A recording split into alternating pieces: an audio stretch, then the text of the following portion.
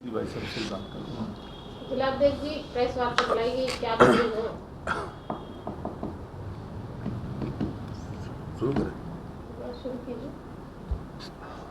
आज की ये प्रेस वार्ता केंद्र सरकार के 2024-25 के बजट से संदर्भित है। केंद्र की सरकार ने जो 24-25 का बजट प्रस्तुत किया है वो बजट 48.20 लाख करोड़ का बजट है, जिसमें जो लगभग 10 वर्ष में 3 गुना बढ़ा है। जब माननीय नरेंद्र मोदी जी के हाथ में देश की कमान आई थी तब 2013-14 का कुल बजट 17,95,000 करोड़ रुपए का था, जो अब 48,20,000 करोड़ का पहुंच चुका है। आज की इस अर्थव्यवस्था से या आज के बजट के सापेक्ष एक विषय बड़ा स्पष्ट है कि भारत की अर्थव्यवस्था जिस तेज गति से आगे बढ़ रही है और मात्र 10 वर्षों में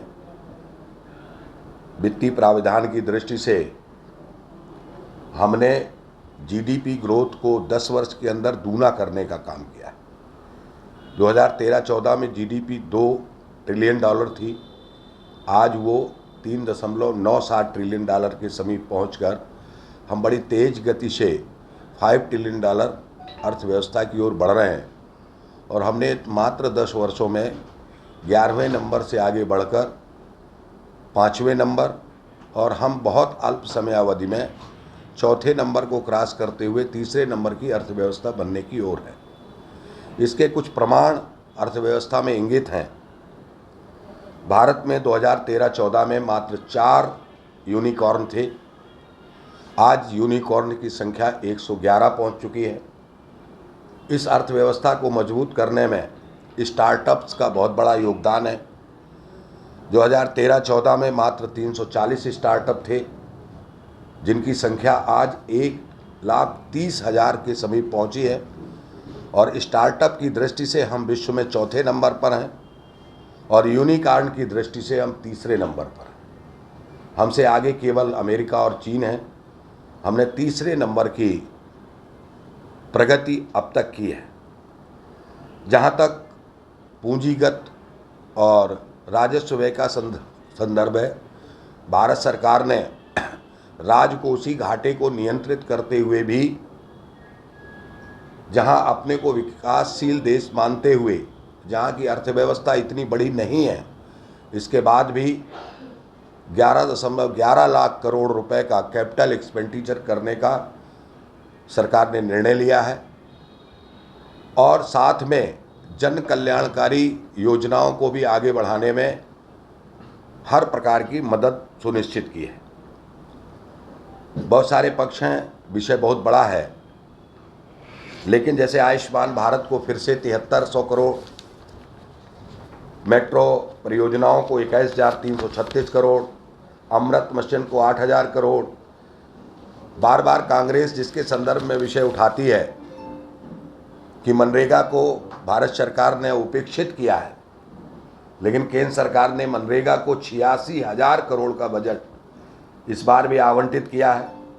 किसान सम्मान निधि के संदर्भ में 60,000 करोड़, युवा विकास के लिए 2 लाख, कृषि के संदर्भ में 1.52 लाख करोड़, स्वास्थ्य में 1.25 लाख करोड़, शिक्षा में 1.44 लाख करोड़, महिला विकास में 3 लाख करोड़, ग्रामीण विकास में 2.66 लाख करोड़। इस प्रकार से जन कल्याणकारी योजनाओं में भी पर्याप्त बजट उपलब्ध कराने का केंद्र सरकार ने प्रयास किया है। वहीं अपने इंफ्रास्ट्रक्चर को आगे बढ़ाते हुए, चाहे वो सड़क हो, रेलवे हो, उड्डयन मंत्रालय हो, रक्षा क्षेत्र को आत्मनिर्भर बनाने की कोई दिशा हो, इन सभी क्षेत्रों में केंद्र सरकार ने पर्याप्त प्राविधान इस बजट के अंतर्गत किए हैं।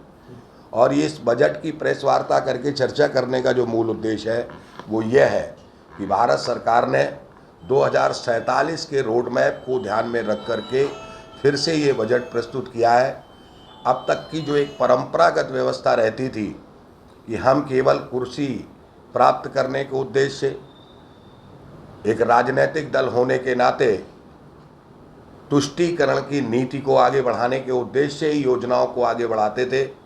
अधिक से अधिक योजनाएं, अधिक से अधिक बजट का व्यय पक्ष केवल लोगों को खुश करने के लिए होता था, लेकिन हम इंफ्रास्ट्रक्चर को आगे बढ़ाने में, अर्थात पूंजीगत व्यय को, कैपिटल एक्सपेंडिचर को आगे बढ़ाने में हमारी कोई बहुत महत्वपूर्ण भूमिका नहीं रहती थी। इसी कारण से हम लगातार लंबे वर्षों तक काम करने के बाद भी सरकारों ने अपनी वित्त व्यवस्था को आगे बढ़ाने में सफलता अर्जित नहीं की। लेकिन माननीय नरेंद्र मोदी जी ने एक दूरदर्शी दृष्टिकोण को अपनाते हुए और ऐसी कार्य योजना को आगे बढ़ाने का काम किया जिस कार्य योजना से आय का भी सृजन हुआ, उद्योगों का भी सृजन हुआ और साथ साथ रोजगार का भी सृजन हुआ और हमारी वित्त व्यवस्था लगातार द्रुत गति से आगे बढ़ती रही। हमने साथ साथ राजकोषीय घाटे को भी नियंत्रित करने का नियमित प्रयास किया। पिछले वर्ष राजकोषीय घाटा 5.1 था, जिसको इस बार हमने 4.9 तक लेकर आने का प्रयास किया। आगे अगले वित्तीय वर्ष के लिए 4.5% का लक्ष्य निर्धारित किया। पूरा विश्व जहां मंदी की कगार पर है, मंदी की मार से जूझ रहा है, चीन जैसे बड़े शक्तिशाली देश की जीडीपी ग्रोथ मात्र 3% है, वहीं भारत ने 6% से अधिक 7% ग्रोथ अर्जित की है। अमेरिका तो 1% ग्रोथ पर जूझ रहा है। बहुत सारे देशों की ग्रोथ माइनस में है। इन विश्व मंदी की परिस्थितियों में भी भारत ने अपनी अर्थव्यवस्था को नियंत्रित करते हुए अपनी विकास दर को बढ़ाने में जो अपनी भूमिका निभाई है, निश्चित रूप से भारत सरकार की दूरदर्शी योजना है, वित्त मंत्री का दूरदर्शी कदम है, जिन्होंने संपूर्ण नियंत्रणों को ध्यान में रखते हुए साथ साथ देश के आम आदमी की परिस्थितियों को भी ध्यान में रखते हुए देश के विकास के और 2047 के संकल्प के पूरा करने का विजन इस बजट में प्रस्तुत किया है। और जो तुष्टीकरण का संदर्भ था उसको माननीय प्रधानमंत्री जी ने 4 घटकों में बांटकर संतुष्टीकरण की दिशा में ले जाने का प्रयास सुनिश्चित किया है। और वो 4 घटक हैं: महिला, युवा, किसान और मजदूर।